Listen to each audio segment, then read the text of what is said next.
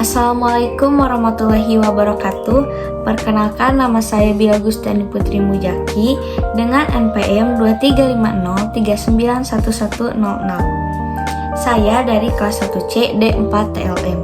Di sini saya akan menjelaskan tugas flowchart tentang identifikasi protozoa usus. Di sini saya akan membacakan bagaimana tahapan-tahapan identifikasi protozoa usus seperti pada flowchart yang telah saya buat.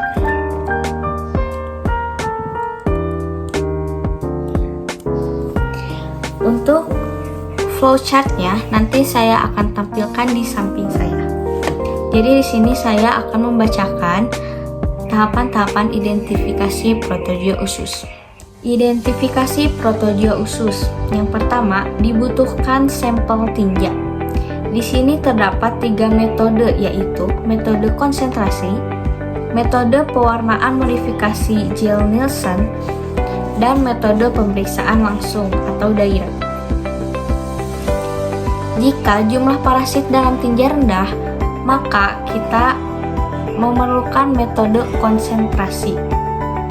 Namun jika tidak, pemeriksaan dapat langsung pada metode pewarnaan modifikasi Gill-Nielsen ataupun dapat menggunakan metode pemeriksaan langsung atau direct.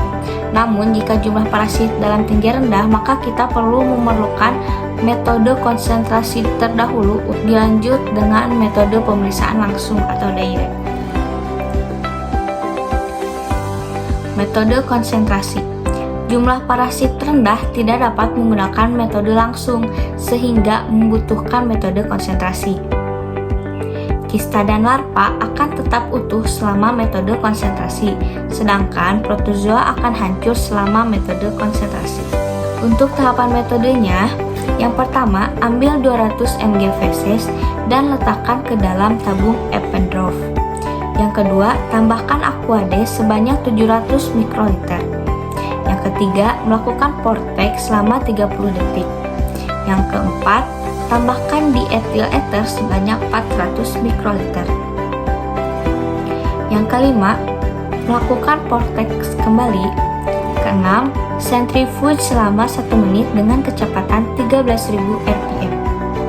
Yang ketujuh, buang supernatan. Yang kedelapan, ambil endapan kurang lebih 200 mikroliter, kemudian cuci dengan Aquade sebanyak 3 kali. Yang kesembilan, buang supernatan. Yang ke-10, ambil endapan kurang lebih 50 mikroliter, kemudian tambahkan lysis buffer sebanyak 100 mikroliter. Yang ke-11, Portex selama 10 detik.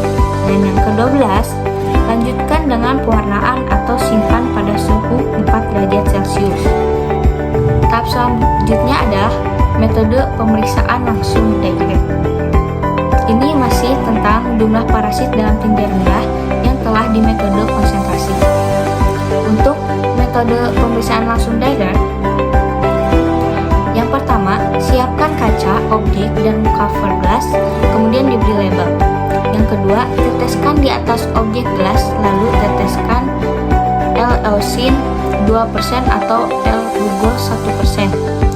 Yang ketiga, tutup dengan cover glass. Yang keempat, lakukan pemeriksaan di bawah mikroskop, meneteskan minyak imersi saat mengamati perbesaran 100 kali objektif.